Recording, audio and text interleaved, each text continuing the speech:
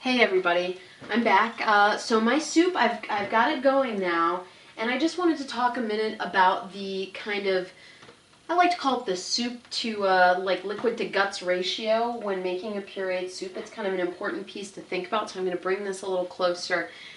A lot of what that ratio looks like can really be dependent on what the product is and basically like what the natural starchiness of the product is. So obviously, well, maybe not obviously, which is why I'm making this video, a potato, which is much more starchy than, say, a carrot, you're going to want to put more water in the potato soup because as you puree the potatoes, they're going to release all that starch and it's going to thicken the soup more than if you had a carrot soup with that same quantity of water. Carrots don't have that same kind of natural starch, so then you're going to end up with a really watery kind of soup. So it's like carrots, I'd probably use, say if you have the thing this big of carrots, a container, I'd use about that and a half times of water. Potatoes, I'd probably use double.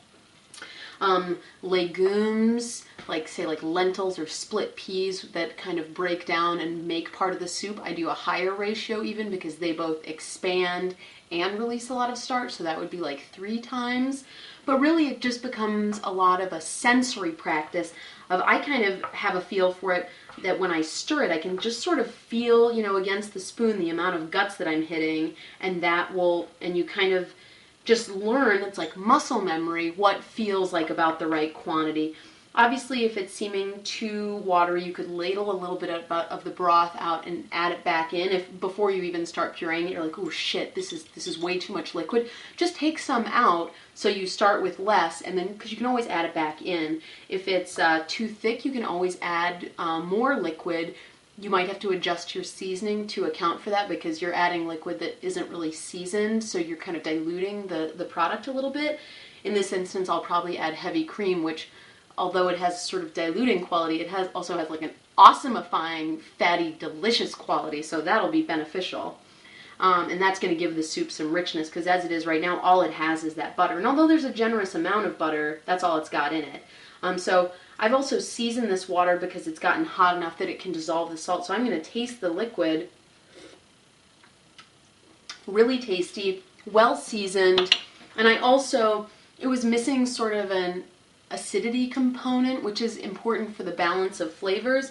And I just had like this much of an old bottle of white wine in my fridge, and so I just dumped that in, and that'll boil and it'll cook the alcohol off, but that acidity will remain a little bit, so it'll make the soup a little bit more balanced, because you're always going to be looking for, in almost anything that you're cooking, a balance of salt and fat and acid, because salt gives things flavor, and then acid and fat obviously balance each other out, and depending on what you're making will determine kind of the levels of those balancing acts. So like salad dressing, like vinaigrette, you have almost equal oil and vinegar, sometimes more oil.